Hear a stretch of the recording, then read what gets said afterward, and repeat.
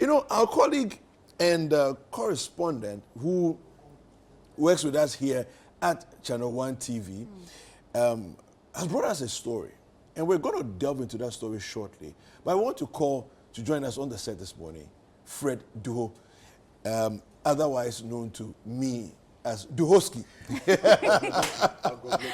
I got Bludo. Good morning, Fred. How are you? I'm well. Charlie, you said that. That's it, I'm going to Channel You're coming to ChannelOne TV. The drip is very necessary. the standards here. I mean, Yeah, so I'm sure you heard the things I was saying about, you know, the difference between urban education experiences and then rural education experiences and so on and so forth. When you were done with your story, how did you feel? good morning to our cherished viewers. Kweku, one, Yes. the driver that we went with, Yes. he wept. Wow. Myself, I was. I saw him in the boot. I was really, really broken down. Because, I mean, we came face to face with poverty. My goodness. And if a student, a child of 4 years old, 7, they are going to school and all you can offer them is as a blitotoi. You know a blitotoi? No. That's roasted maize, graphic and times. Even this one is only graphic. There's only graphic, there's no times, there's no granite. Yes. And they were drinking raw porridge. Goodness. And the porridge was just ordinary corn dough prepared with sugar. And then they added the maize, the roasted maize to it. More of a substitute for groundnuts. Yeah. To give it at least some feeling of. It's a community that is really, really lacking behind. They are really. We came face to face with poverty. It's not nice. So this is aside that they need to endure all the difficulties there is. This is Bludo you're talking about. Bludo, I'm making Where reference. is Bludo? Give us context. Where is Bludo? So, I mean, the major landmark for anyone who doesn't know any part of the Volta region would be Sogakope. We've all heard of Sogakope before. So, about some 10 minutes drive from Sogakope heading towards Aflau, you get to where they call Dabala Junction. Yes. Then you take your right now to Dabala, which is barely some 7 minutes drive. When you get to Dabala, then your journey now begins because the road to the place is terrible.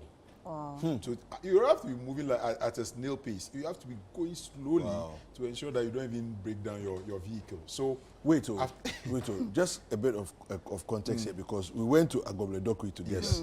Now, from Dabala Junction, you say you branch right and get to Dabala, Dabala proper. itself. Now, for you, Agobledokwe, you go straight as if you are going towards Angloga. Okay. But this one, when you get to Dabala Junction, you now take a left turn. Okay. To the community proper. Wow. Interestingly, there is an ecotourism there. Okay, what are they doing?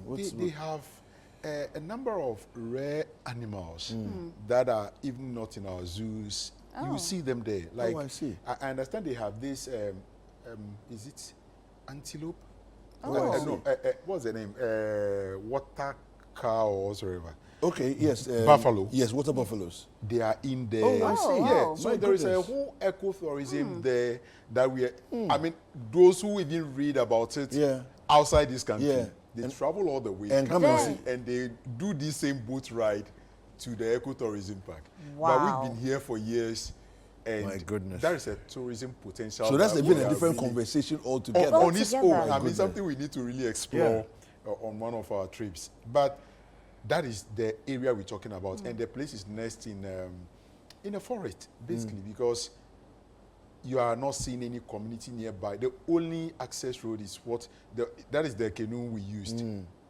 So in essence, it is one way in, the same way out. Yeah. Fred, is there electricity? Is there network portability? How? Davi. On the You're boat, asking too much. I can No, tell you. I just wanted to be sure. There is no electricity. I just wanted to be But sure. thankfully, I think politically, they've been able to get this solar street lights installed at vantage points in the community. Okay. So at night, they are able to see with the help of the solar street lights. But aside that, there is no water. They attempted drilling a borehole in the community. I think an NGO like this. There's no running water. There's no running water at all. Wow. So the borehole they attempted, I understand it was salty or hard water, so it was good for nothing. Wow. So they ended that project halfway. So we speak right now, they drink from the water we actually rode our canoe on. Wow. So Wow. Charlie, that is how that is the situation. Anyway, I Fred, think we should take, yes. yeah, we've been talking a lot. Let's actually take a look at the report filed by Fred Duho right here with us at Channel One Television.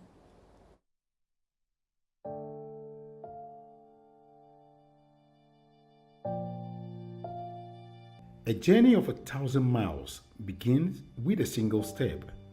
I am on a 90-mile journey from Accra to Bludo in the Volta region. Bludo, a community isolated from the modern world, nests in the westland of the Southtown district and has no access roads.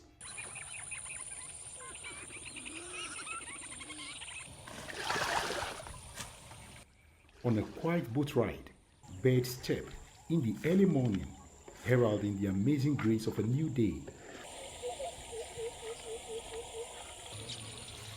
The serenity of nature provides a therapeutic feel. I am accompanied by the assembly member for the area, Michael Tete. We walked briskly to witness firsthand the experiences of children accessing education. It's 7:42 a.m. on a Wednesday.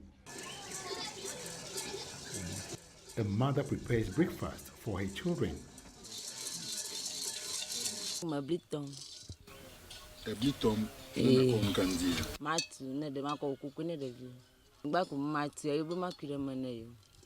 Although they are of school-going age, the current situation presents a challenge. School children race against time, wearing school uniforms at the village square. It's time to give meaning to the Sustainable Development Goal 4, which includes education for sustainable development and global citizenship, gender equality and inclusion. They are ready to acquire knowledge, but access and quality comes at a price. Step by step, they walked to the riverside. A few of them hold long poles to propel their boat forward. They walk confidently through the bush. From afar, their heads are visible, with their bodies enveloped by weeds.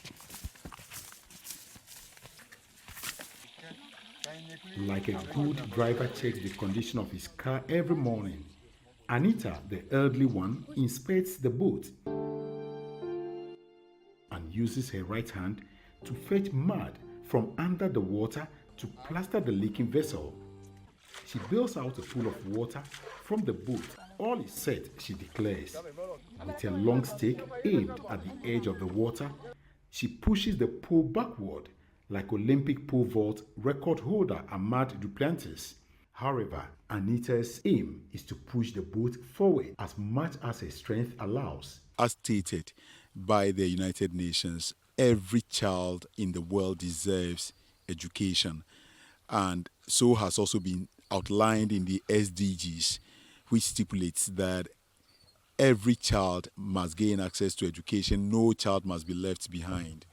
But for children at Bludo in the Southtown district in the Volta region, this is their daily ordeal.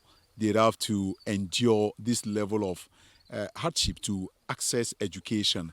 They embark on this dangerous boat ride almost every morning. That is on days they are even lucky to get a boat to ride on. Awuku Emanuela. Awuku Emanuela. Okay. 9 years. Class 9. Class 2. Okay. Egbiere nuka osronga mi yela suku egbiere.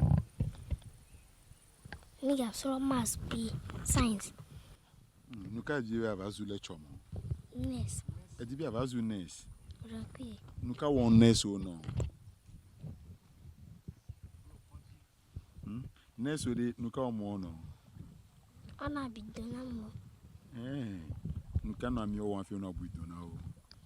No jedo. Tadibi abazu nurse. Okay. For how long have they been doing this? Oh, they have been doing this since they were born. So it's quite difficult to get to school. But when they are going to school, they take about 1.5 hours before they reach school. They are in a hardship. It's very, very dangerous, very, very dangerous. But because by lack of money, they couldn't get a new one. They are using the wood. Now before we are putting some effort to get them a new one. But we are appealing to you if you can assist us get a new one. How much does a new canoe cost? It says about 4,600. When you see your people in this level of poverty and the fact that children whose right it is to gain access to education, what do you tell your people at the assembly in your decision making? I always tell them to help us, but they are promising, but they will not fulfill. So we are facing challenges, a lot of challenges. Do they have water in the community? No, please. They use the Toje water all over. You mean the water we are passing on? That's what they drink. Exactly. But the water is smelling. I mean, there is a bit of sense in it. Exactly. But the water is polluted. It's only by the grace of God they are alive. Do they process the water before? No, please. They take it raw like that. When they leave that island, the nearest or the farthest they can go is some 40 minutes to an hour boat ride to the nearest community where we are heading for them to gain access to education. The possibility also of getting there and teachers being available to teach them is another worry. They need to now embark on this journey without life jackets every day. It is their daily routine. I have seen some of them drink this water without caution, this water without any worry, and it seemed to them as though it is so normal. Bailing water out of the boat must be done without delay to avert disaster. Countless boat disasters have been recorded in Ghana in the past years. The fate of these vulnerable children without life jackets hung in a balance. After over 40 minutes of boat ride, we finally arrived in the nearest community where the children are expected to arrive in school. After a stressful ride, there remains a walking distance of about 800 meters. They pause to clean their faces, remove the mud from their legs, brush their hair, and don their school uniforms. Teachers wait patiently for their arrival. Lessons start in earnest.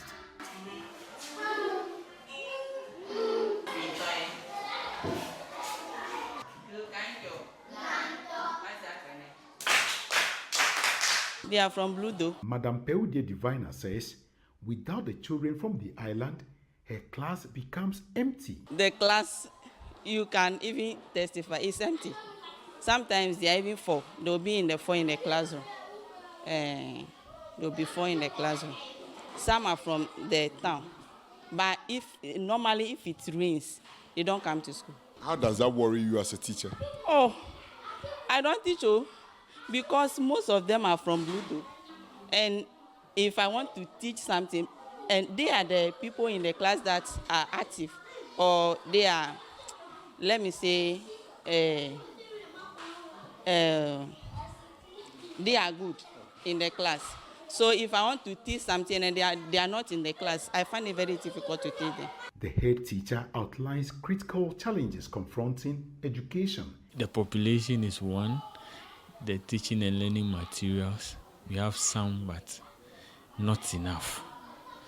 And the students, they are where they commute from to school to is another challenge. Normally the distance is far from the school, so they are coming to school so that the teaching and learning will begin on time to is another challenge. I went to the Southtown District Office of the Ghana Education Service to seek answers. When we say a school is defunct, it means it has been officially closed down to some extent. When it is raining, it's difficult to access the place. As at the time we took that decision to close down the school, we had 9 children from P1 to P3. So just a fraction of the children. They were giving me instances where sometimes even whilst crossing the river, snakes jump into the boats. Imagine me.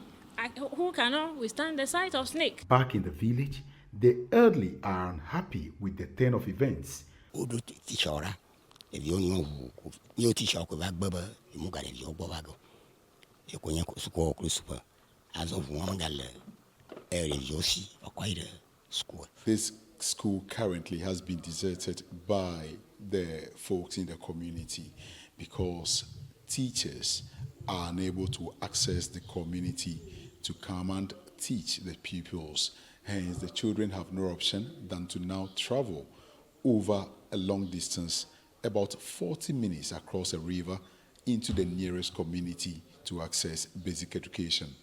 The very last time a lesson was taught in this classroom was 7 years ago, clearly indicating on the board is 23rd January 2017. The main preoccupation of the people has been alcohol preparation. But for the kind intervention of Manos Unidas of Spain sponsored school here at Tosupo in the South Tongue district, children within this locality, as well as those from the island, would have been without education.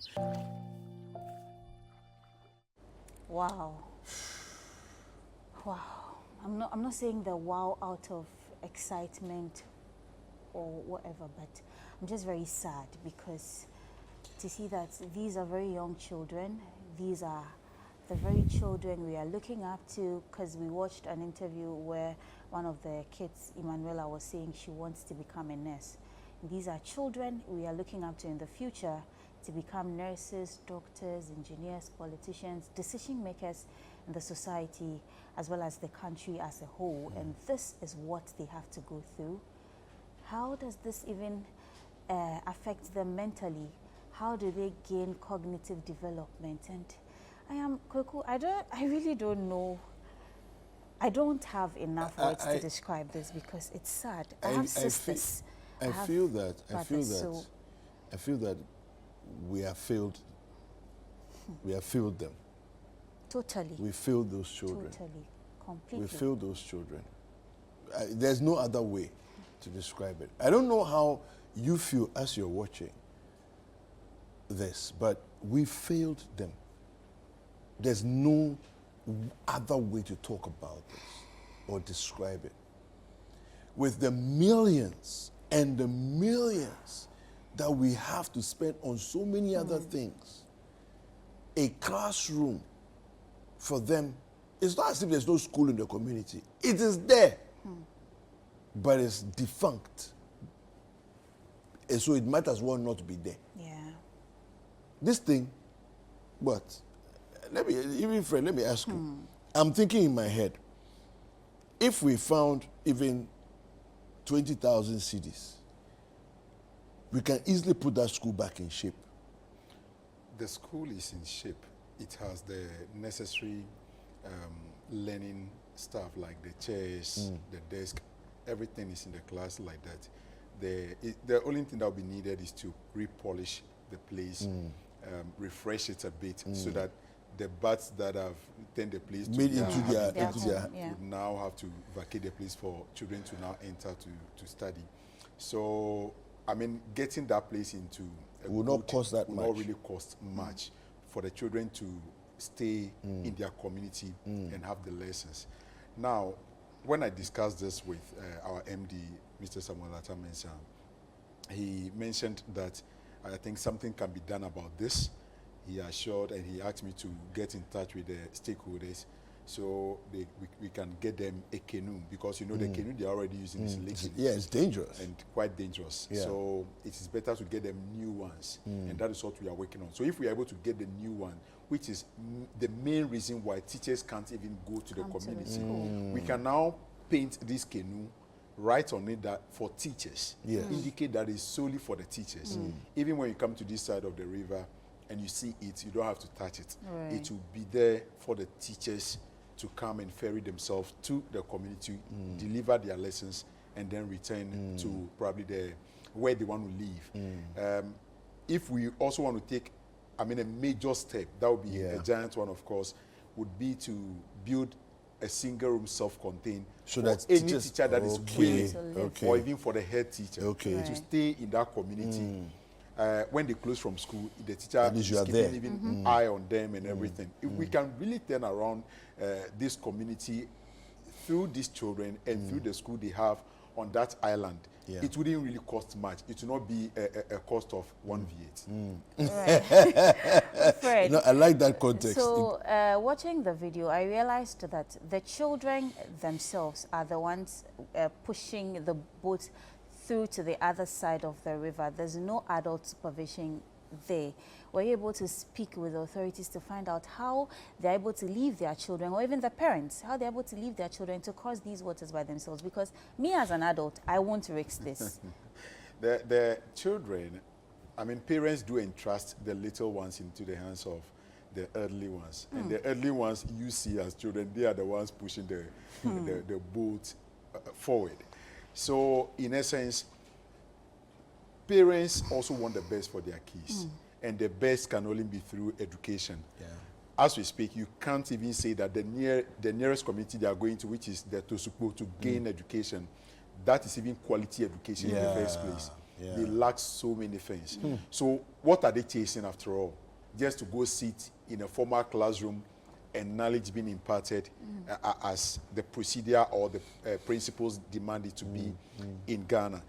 If that is all there is to it, we can equally make sure that they stay in the community and have that same lesson. Yeah. Instead of children of about, I mean, the number we saw over there would be about 30 of them ferrying themselves to this side. It will be better for 6 teachers who are adults, who can manage situations. Yeah.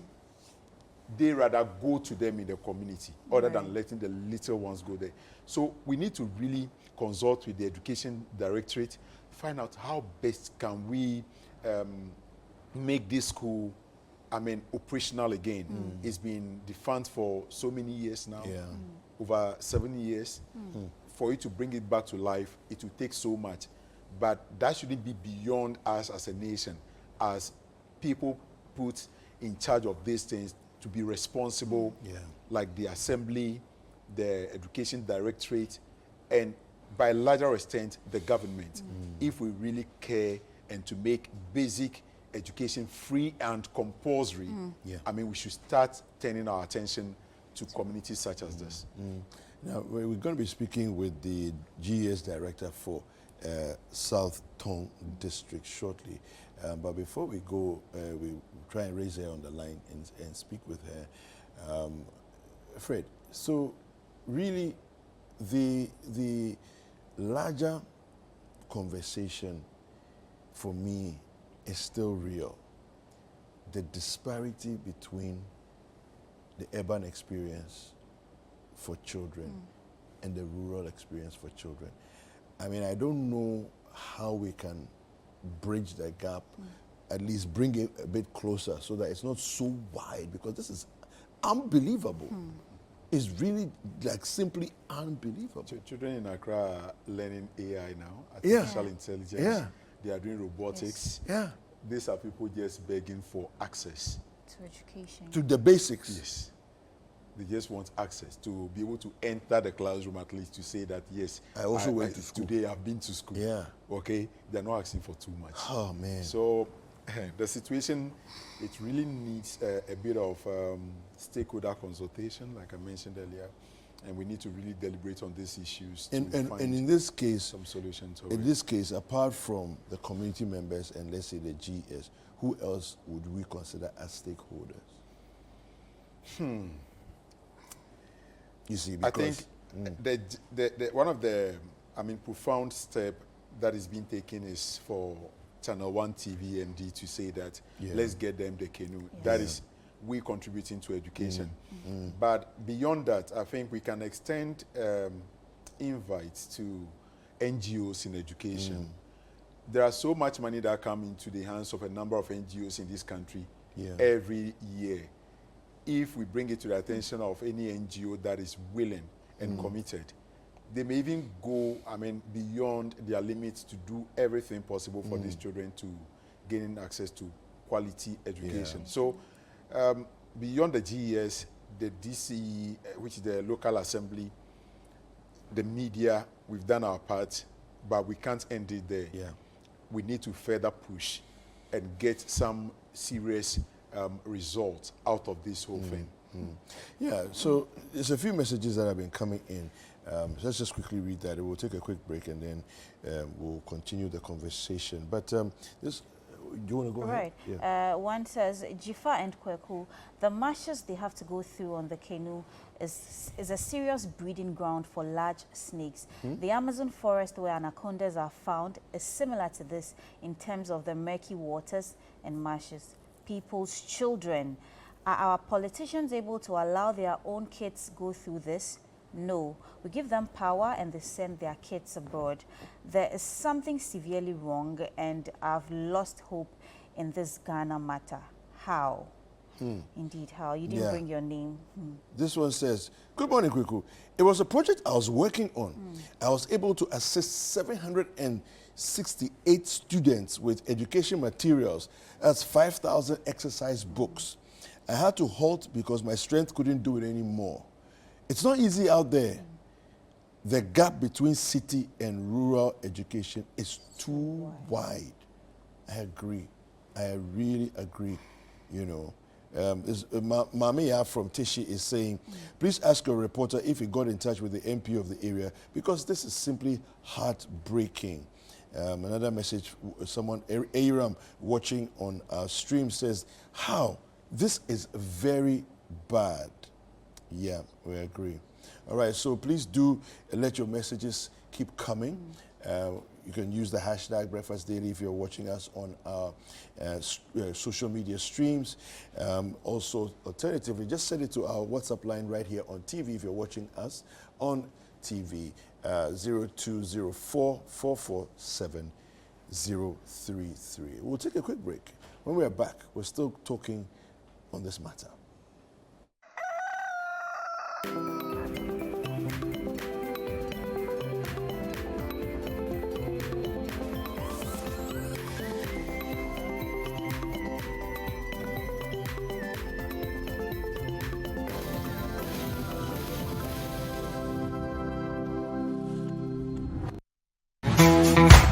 Imagine a one-stop shopping experience for all things made in Ghana at the This Is Ghana Exhibition 2024. I think it's given us exposure to help other people know that there is made in Ghana coffee. I find it very interesting. This is my first time coming on board, but so far it's been good. We can also contribute our quota in order to support some of these businesses. Let's partner with you. Let's do this and then see how we can best give exposure to our customers. Get ready to explore the remarkable fair to showcase the rich diversity, talent, innovation, and mastery of made in Ghana products and services with the This Is Ghana Exhibition 2024. ChannelOne TV and City FM will allow you to immerse yourself in a vibrant showcase of authentic Ghanaian products and services at the biggest trade fair and exhibition for local SMEs, startups, research and manufacturing industries, homegrown businesses, and indigenous corporate bodies Ghana has ever seen. We shall promote, support, and patronize various Ghanaian products, solutions, and services that are redefining the views on indigenous products and their packaging across all sectors. What I bought is what I needed for a long time, and I'm surprised. So, good job, CTFM. It's really an amazing program. I'm really enjoying myself here. The date is 31st of August and the 1st of September 2024. The time is 10 a.m. to 5 p.m. each day. The venue is the Accra Metropolitan Assembly forecourt. Kindly call 0205-973-973 for inquiries on how to participate. The This Is Ghana Exhibition 2024 is powered by ChannelOne TV and 97.3 City FM.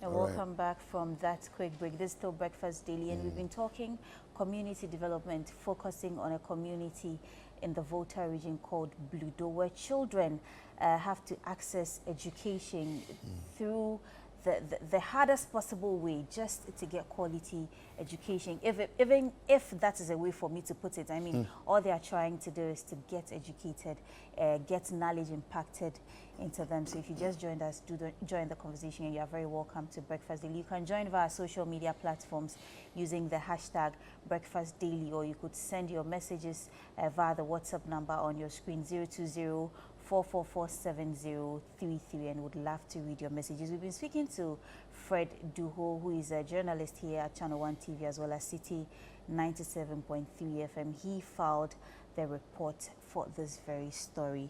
Fred, when we were off air, I was asking you, I would like to hear again, are the children able to swim? And have you heard, or in your conversations with them, has there been any cases of the boats capsizing or drowning? Were you able to find out? Right. So I got that information. Some of the children, some of the children can swim. The little ones, they can't. And for boat capsizing, that one, I understand it's happened with some adults who were returning from the farm. So, I mean, those could be their parents. And they had such danger on the water, I think once or twice. So that was the information I got. So indeed, they were also rescued. Right. Aside that, the snake one is quite prevalent. Like it happens every now and then, where it is easy for you to spot a snake in the environment, because that is more of a breeding ground for them. But to expand this conversation, we know we are some few years to attain the SDGs. Yeah. It's supposed to end at 2030, right? Yeah. Now, to make reference to the SDG 4 specifically, it states that Sustainable Development Goal 4 aims to ensure inclusive and equitable quality education and promote lifelong learning opportunities for all. Yeah. The underlining word here is for all. What we've seen so far, are these children part of the all? That is the question. Are they having inclusive education? Is it equitable? And equitable should mean that if there is someone in Accra here able to get access to even tablets to study at this moment, those children in those communities must also be entitled to such form of education.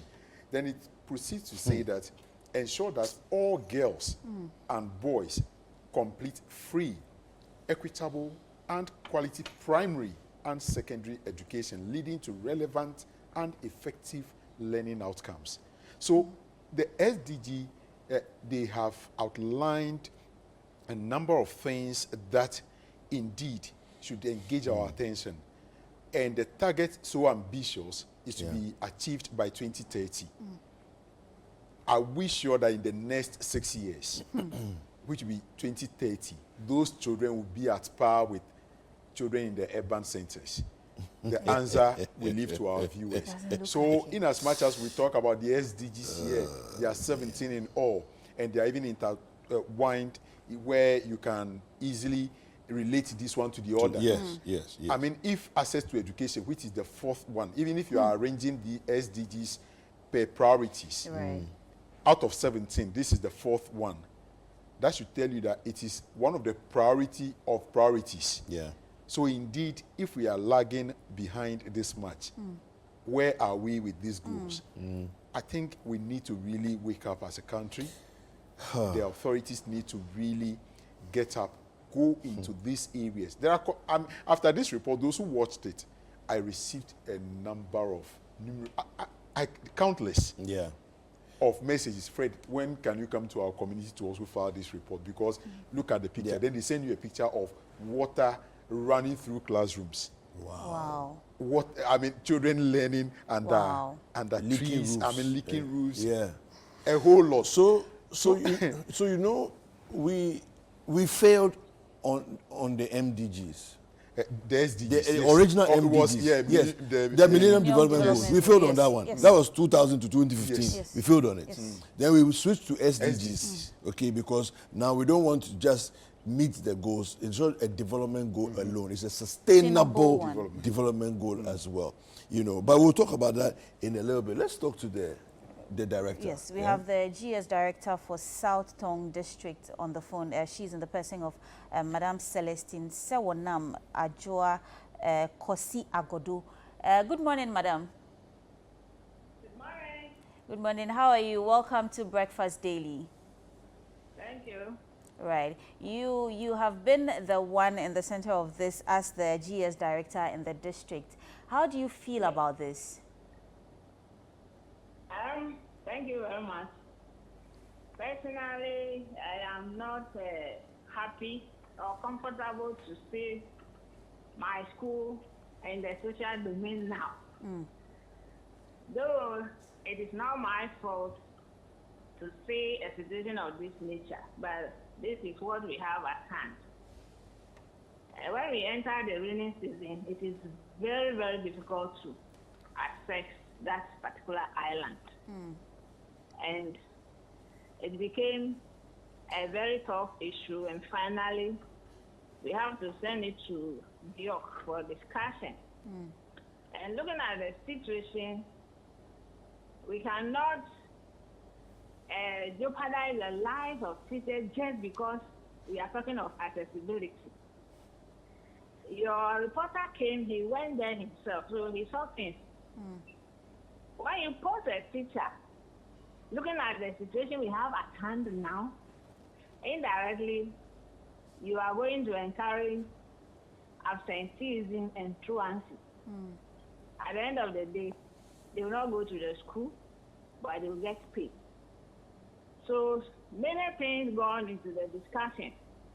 And finally, the issue was sent to DIOC. That is the District Education Oversight Committee, including all major stakeholders like the DCE, the Traditional Council, Health, Education, reps from the basic and second cycle schools and others. And finally, the school has to be closed down somewhere last year. Right. I don't have the records right with me here.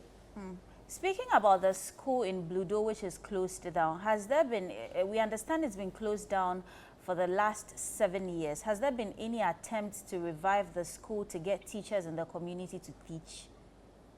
Okay, 7 years down the lane. I have 2 years within. Right. So it is within the 2 years that I have made that attempt when I saw the situation on the ground. But the information I had was that our MP, Bentham William Honorable, made an attempt by buying a boat and life jacket for the teachers to be using to cross to and fro.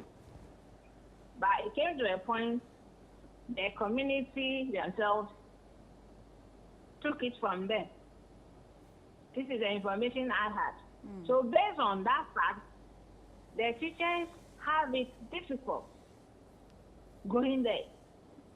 And finally, when we brought the issue back to the assembly, it was confirmed that the MP did that. So if it is true, they also made an attempt like that to solve the issue partially, and then the community themselves have to see these things. Maybe preferably because some of the older ones are moving from that area to the next school, which is Toshukwu. Because the school we have there is only up to primary 3. So they would rather prefer to use that boat to carry the children to the next school. And the teachers will go and waste time there. If that is the issue, then it's better we close it down for now, because we can't risk the life of the teachers as well. So it is still up to the district assembly to do something about it. I can't hold brief for them. I'm speaking for myself. That is their responsibility. Because as you can see from the footage, you realize it is a matter of access. And this school has been closed down for some time now. So this is an attempt I have made within my 2 years here. So if we need to even bring back the school, there should be a thorough discussion how to access it. And even the entire building, there should be some kind of facelift in terms of renovation. Then furniture, windows, doors that were broken have to repair, which is in the domain of the assembly. Yeah. What I need to do as a director, I did, and I forwarded my reports through my regional director to my director general. That notwithstanding, it's now up to the assembly to take up the task if really they want children in that island to have access to education. Right. About the revival of the school, has the conversation started? Come again? About the revival of the school in Bludo, has the conversation started? The conversation to revive it? Yes. Yes, when the new DC came, he is barely, if I'm not mistaken, two months. He's also aware, and you know, somebody new at office, the workload that will be put before him will be numerous. And how far have we gotten, or how far are we looking at this? Because this is a very pressing issue. It needs urgency. So how urgent are we attending to this? As for the agency, for that I can't speak for the assembly, but I put it before them that this is the issue. It was the very assembly, which is the highest authority within this matter, that we decided to close down the school. So now that it is before them, and I've mentioned it to the new DC, if they need me to bring it back, the issue of accessibility in terms of both life jacket and even putting the place in order is up to them. And I'm waiting, and I'll keep prompting to. Now, Honorable, it's easy for us watching from here to think that it's pretty simple to put this back together and get things working again. But from where you sit, what is it going to take to get the school back online so that the students don't need to leave Bludo to, you know, travel to school? Is it my question? Yes. I was asking that from where we sit, it's very easy to make assumptions. But for you as a director, what will it take for that school, which has been defunct and in disuse, to be back online and for students not to leave the town, you know, to go to school? They can go to school in that school. Anyway, it's not going to be an easy task, because if you look at the distance from where they have to travel all the way to the nearest community for school, you see that it takes some time. Yes. And it's not going to be a one-day thing. It will take somebody with that big commitment, and for that matter, the financial strength of the person to even get into it. That aside, apart from what the assembly can do, personally, as I sit here, I know government cannot do it all. So to some extent, I'm happy this thing has come on air. So I would rather use this opportunity to appeal to stakeholders, all corporate bodies, all those who care as far as education of these little ones are concerned, to come in. If we all decide that we'll do our little bit, for sure, those children will have their school back. Okay. Because if you look at the whole story, it's all about assets. It's Now all this, about assets. now this is Bludo. How many schools like this do you have under your care? So far, this is the only school in that critical situation. That is the only school I have in my district. Okay, so I like what you said about, you know, other stakeholders coming in and all of that. But my question to you is, as the GES director, the person tasked with the responsibility of making sure the children in your school are given an adequate education, what other moves have you made? What other calls have you made? What other efforts have you made to try and bring other people, if government truly can't do it all, what other efforts have you made to try and, you know, get some help? Thank Thank you very much. I've made a lot of effort as I sit here. And, you know, when you make the move, it's up to the people to accept whatever you are bringing on board. As I sit here, I have good intentions and want to see all my children go to school because that is the only legacy we can give to these children. We have written letters to many people that we can think of, but it's left to them to respond. And this one, because it is an island, if you look at the place, it seems to have detached itself just because of the water. That is where we are having the challenge. And looking at the stretch of water bodies there, it's not going to be easy for one person to take up that responsibility. That is why all the needed places we need to write to people's door that we have to know. We done all that. It's on record. But we are still waiting and praying that for sure somebody somewhere or one day our plight will be attended to. All right, so... We are not sitting down unconcerned. We are not sitting down unconcerned. Okay, so our reporter who did this story is actually here with us, and he wants to ask you one thing before we can wrap up the conversation. Okay. Director. Yes, sir. So the question is if we are able to supply the needed materials, talk of the canoe and other necessary resources for the school to come back on stream. Are you able to get teachers within the shortest possible time to, post to this particular school to ensure that teaching learning takes place? Yes, we will do that. We are even ending this academic year very soon, and new postings will start.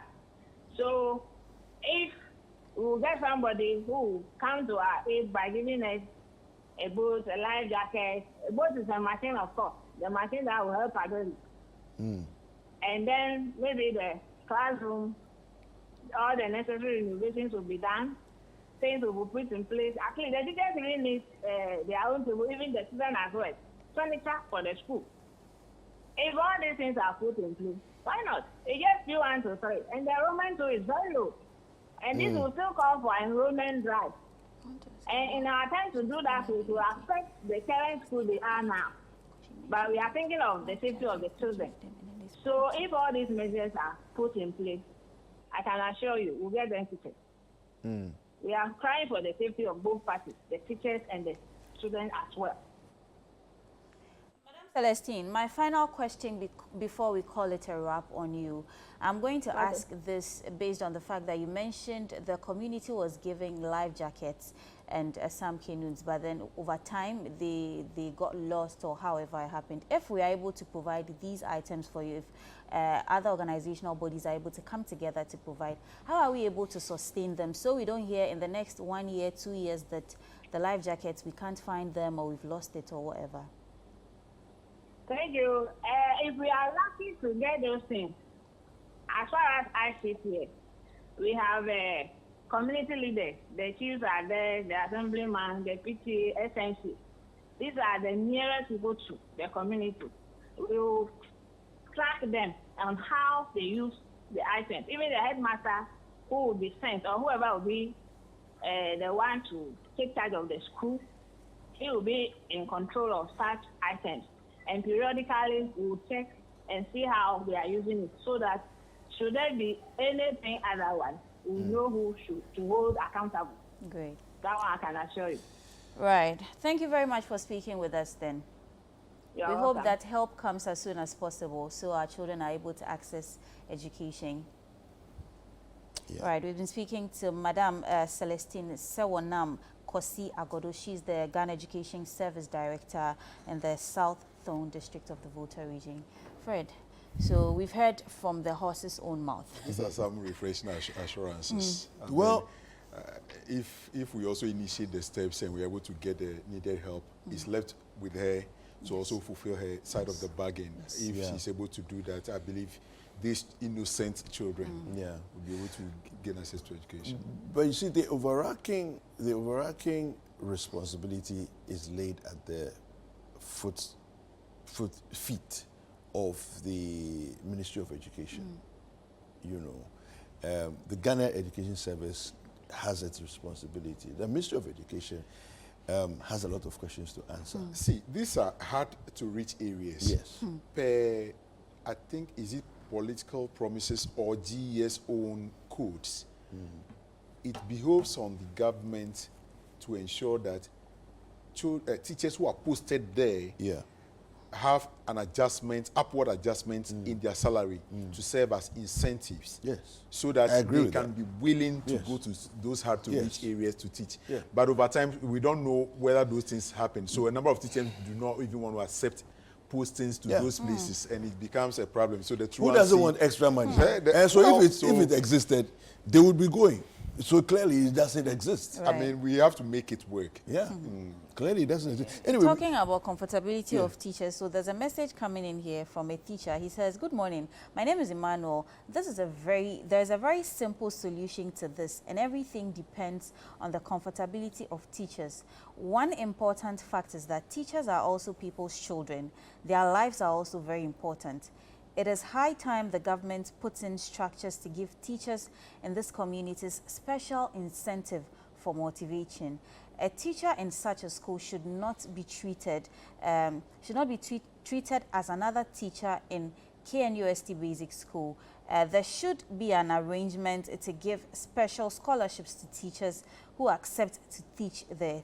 Teachers should be allowed to leave after working for some years.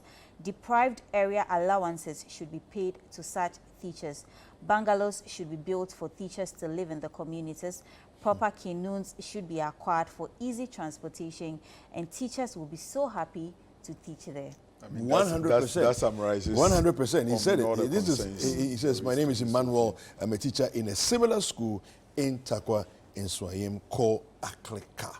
Yeah, you know. So no, he said it all. You see, and I've always been a believer in let's run a system that says if you choose to go to an area that is not well to do, that is deprived, right? We will make it worth your while. Exactly. Do you see the thing? Exactly. So in terms of, like he's saying, in terms of scholarships, to study leave, in terms of all these things, you know, so that because when I was teaching, those things were there. If you accept posting to, I mean, a deprived area like this, you teach for minimum 3 years. And you can apply for study leave, and it will be granted easily. If you accept posting to that place, your pay is adjusted by a certain percentage, so that you don't earn as those in the urban areas. I mean, there are some petty incentives that were there in the for now. I don't know if they still exist, though.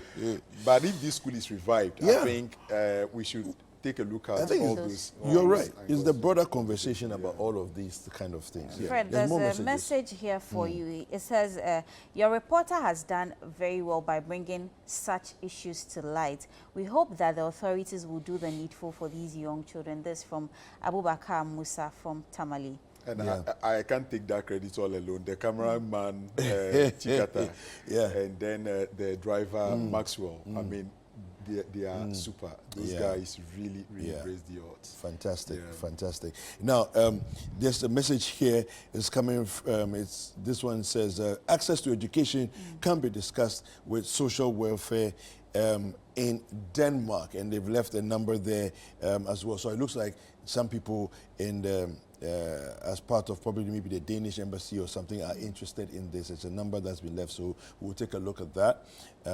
We'll hand it over to you. You can follow up on it afterwards. This one message comes from Joseph in Pram Pram. He says, I'm watching this report and I'm so upset. Joseph, it's not you alone.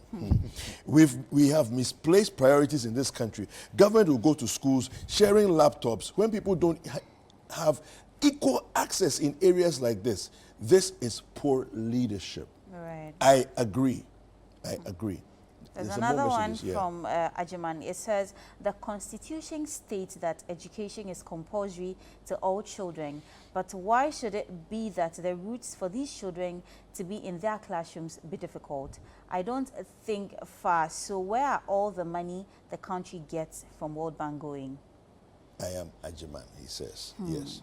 And this is Bubakar Musa in Tamale. He says, okay, now you read that one already. Right. Kwame from BBNE says, our politicians see nothing wrong with this issue because they still manage to get their votes from there. Oh, Mother Ghana, posterity will judge us. Kobna in BBNE. I have another one coming in. He says, I'm talking about having mini water reservoirs to collect water and slowly they will drop into the sea rather than expecting the water with a force to go directly into the sea. Lome has all these small dams or reservoirs concreted, and we can even have fish in them. All right. I see. I smelled because talking about fish, if you see the sizes of fish that is caught in those waters, wow, you'll be amazed. So huge. Yeah. So huge. Wow. I mean, this fresh fish, I tell you. So and this is the same water they drink. Yes, the same water. There are more messages here. This one says, I'm very sad when I hear and see such things. I begin to ask myself, who is responsible for all this mess? This is coming from McCarthy. There's another one that says, the rules are there but do not work. In my school, teachers are not allowed transfer just because they say they won't get teachers to replace them. But teachers should also change environment for better lives. A teacher in my school has taught there for 19 years without any special allowance and not also being allowed allowance. Wow. Wow. Yeah, so it's a whole you know, it looks like a lot of people are being paid to work and they are not doing their jobs. Right. That's what it appears to be. A lot of people are being paid to work. Ministry of Education is responsible. The district assemblies are responsible. The political class are responsible. All of them, all of us. Yeah, it is completely unacceptable. There was one thing I was paying attention to see, but maybe it's because this is the third year in a government. Political posters. That was one of the things I was looking at to see if indeed political posters are able to reach those areas. Did you see any? Maybe it's because they are now processing the electoral cycle. Electioneering hasn't started. But they vote, right? No, why not? Exactly. So ballot boxes will get there. Obviously. Ballot sheets will get there.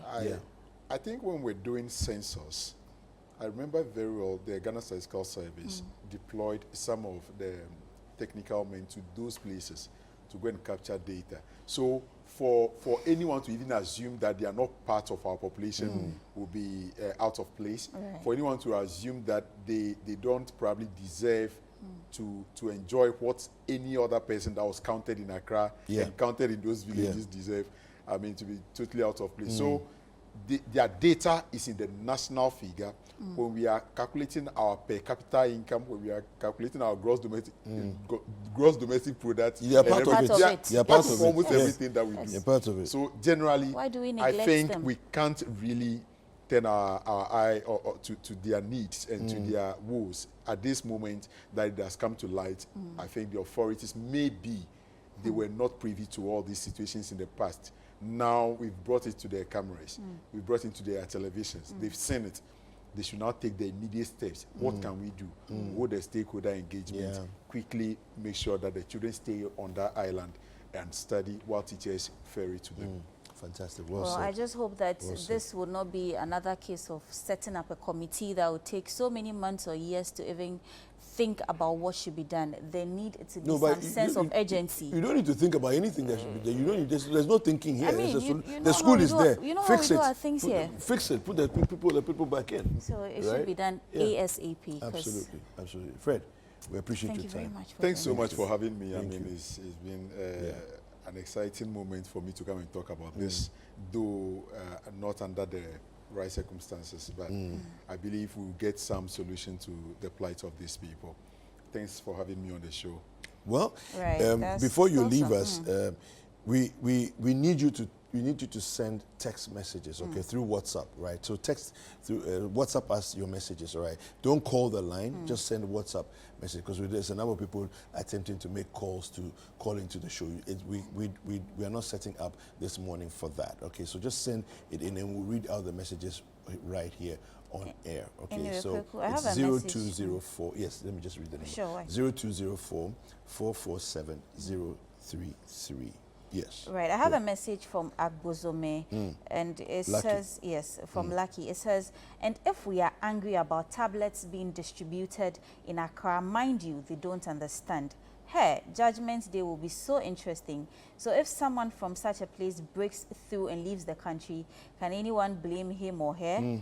Kweku is right. We have failed them. And in the hierarchy of failings, our politicians and people in power are the top. You collect their votes and leave them behind. There are lives attached to these votes. Dear politicians. More messages. A lot of messages coming through. This one says, good morning. My name is Osman from Wa. May God save these children from the place. The government should try and do something around that side. Thank you. Thank you too for sending the message through. Another one says, good morning, my sister. These are the results you will see when everything about a country is being politicized. I agree. Godfred from Tema says, what kind of leadership are we having as a country? They spend billions of dollars for building cathedral, but refuse to build school for better generations. This one here says, good morning, Kweku and Co. In fact, you have changed the narrative, and this is what we should be doing. Discuss this passionately without political lenses. This is what we should be doing to shape our national discourse. Kudos to your team. On the morning show, which has turned, he said the morning show, which has turned into a political campaign platform, should be over. On a lighter note, your reporter told us about fish, but refused to tell us about the appeal that they produced there. They also produce appeal there. This is coming from Kweku Noah, from Jumako. Ekutuase. Are you a stakeholder in No, Kweku wants to know. No, it's okay. No. At this point, I'm interested. At this point, I'm interested. I am also interested. I'm interested. I'm interested. You were at Agobledokwi. Yeah. You saw the things they do over there. So, well, I mean, that is farming is the preoccupation of the people. They do a lot of vegetable farming. Because, the water is just close by, the land is fertile, they are making good use of it. But there are a lot of sugarcane also there. So they produce alcohol, probably distilled from the sugarcane. And that process was ongoing when we got there. And that one is being done by the elderly people in the community. So it's one of their side hustles that they used to cater so there's for business. So there's business opportunity. Oh, yes. I mean, if you want to invest in that place, one, I can assure you that you will do fish farming. Okay. And get organic fish. A lot and they are so, I don't know. They are large. I should have just shown you videos of it. So huge. Wow. Okay. Wow. Fishes are in those water. Fred, you know what? Not to cut you short, but we want to open phone lines. Okay. Because we think that for a few minutes, yes. Let's give people opportunity to actually share their thoughts and speak their mind on this matter. All right. So we'll open the lines for a few minutes. The number is the same. 0204 447 033. Call us. From wherever you're watching us from, call us and let us hear from you. So far, messages has come from as far as Wa, from Western region, Central region, Ashanti region. Let the messages keep coming, okay? And if you live near Bludo or in Bludo as well, we definitely want to hear from you, okay? So please do call us and let us hear. Yeah, so to answer your friend. Yes. Kweku Noah. Alcohol disease. A.K.A. Nyametiasi. Alcohol preparation takes place there. But the sugarcane one. Okay. Yes, okay. Alcohol from sugarcane. Did you bring any fishes? That one there, I can't go to. That is home. Okay. We'll talk about the fishes after the show. Okay. So this message from Bimbila, all the way from Bimbila says, I don't think we have priorities in this country. This is Mohammed Danso from Bimbila. We have Godfrey on the line. Godfrey, hello, good morning. Good morning, sir. Yes, Godfrey, where are you calling us from? I'm calling from Kumasi. Okay. Godfrey, what are your thoughts on the conversations we're having and this report we're discussing? First of all, I want to really commend you for the kind of way you organize your morning show. Thank you. And then I would also want people like how the woman said, stakeholders should campaign. Because I know for sure that if you keep on talking about government and all those, they are not going to listen. And then sometimes they do, but we should focus on other people coming and other stakeholders coming in to help. Okay. Because the children's needs are very, very important. Yeah. And they are the future. Yeah. So if you keep on waiting and pushing them and they are not coming, yeah, I think we should resort to other sources because they don't have listening ears. Yeah. It's going to take a while. So I mean, we can do if people can do something in their time to prevent sanity and so that the children can go back to school. I think that is better. Yeah. And so that the government can come in because they don't respond fast. Well, thank you, Godfrey. We appreciate it. Thank you very much. And I'll add my voice to Godfrey's voice. You know, we've done advocacy on this show before where people have actually called, even live whilst we're on the show, to intervene in the issue. And we're saying that this one is one of those critical ones that we need others to come in. And like you said, governments always respond slowly. So let's, see who else can jump on the bandwagon and help in this situation. With rough estimation, I am not a technical person in that area in terms of how to renovate sites like that, but I can say that roughly about some 50,000 to 70 to 100,000 Ghana cedis.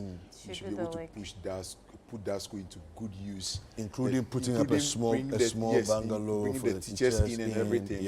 With 100,000 Ghana cedis, that school should be back on street. We have Albert on the line. Hello, good morning, Albert. Yeah, good morning. Good morning. Where are you calling us from? Asarubuchi in Accra. I'm an interminister assembly, but I want to speak about my village in the north, south. Right, go ahead. Yes, I come from a long time. There is a village called Zanunkofe, which is the outskirts of Chulukwe, it's part of Chulukwe. If you are a teacher, you need to walk 2 kilometers through bush, climb a mountain, descend before you get to the river Dine. The same problem that you are having, we have a school there. I'm asking you, will you allow your daughter, your son, as a teacher, to have walk in the rain, look at the weather, to that place 2 hours, coming back 2 hours? You get there before you shout and call the students who come to school. Even though the district can construct a road, because we used to use motorbike through an approved area during dry season. Assembly just construct a road because there's a road that motorbike and the tricycles use during dry seasons. Yeah. As I'm speaking to you now, they are also part of the people who are going to take part in the BEC. How? There's another place called Brotherton. Half of that place, you cannot use bicycle even to ride to that place. Since I was born, you can that 1 to 1.5 hours walking from Botoku. Then another place called Choho, the same thing. Then another place called Usuta, the same thing. So I don't see what exactly a Ghana Education Service, their supervisors, their offices at the district level. I don't know exactly the work they are doing because this has been there before I was born. I am 55 years now. Are you telling me that they could not find any solution before I was born? And as I'm 55 years now, the place is the same. Why? But we have government, we have votes there. During the campaign time, they will go there, they will find their way there. Even votes, we have a police station there. Police station over there. During that time, they will find a means of way for the police and the letter officers to go there and conduct an election. But they don't care about the people who live there, who they are conducting the election for. It's very unfortunate. Very, very unfortunate. Please, you, the people on the TV, you are doing very well, especially two of you and the other, my brother. God bless you very, very well, and make sure that your ways are free. Thank you. God bless you. Bless Albert, you too, thank you Albert. too. Thank you very much for calling in. All right. All right, Kweku, I have a message Yes. here that reads, it is very bad. Our constitution is the major problem. We should seize everything and fix our constitution. Everything will be fine when we get half of our constitutions right. Yeah, I have some more messages here as well. This one, he says that his national service money hasn't been paid. He said, it's talk about teachers, right? And I'm just thinking about some of these challenges that people go through. Most of our leaders think that Ghana is Accra and Kumasi. We have more of such schools in the country that are not yet in the limelight. Bravo to Channel One crew. This is coming from Obed Kwesi Bagmai in Bonechi in Oti region. Wow, watching all the way from Oti region. We have another call on the line. Hello? Hello? Hello, good morning. Hi, good morning. Your name, please? Yeah, this is Louis on the line. Louis, where are you calling us from? I'm calling from Michelle Camp. Okay, wonderful. What are your thoughts on this conversation we're having?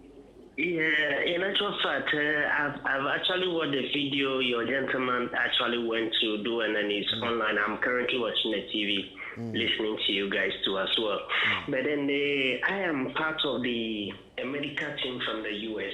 Okay. And then whilst I'm here, at the moment, I wanted to see maybe if I can speak to your gentleman, the journalist, the broadcast journalist who went to do the video. So maybe I can also probably connect to my team and see what we can do to help. Wonderful. And then also what are the other business opportunities are available that probably we can actually undertake to as well. All right. Fantastic. Thanks so much. Yeah, I mean, what we'll do is that we'll put you in touch. Our producers will take your number, and then we'll get in touch with you as soon as the show is over, and then we'll put you in touch, and then you guys can take it from there. Yeah. All right. Thank you so much. One of the issues I was going to was the health issues. If you see the eyes of the children, we brought them up close to the camera.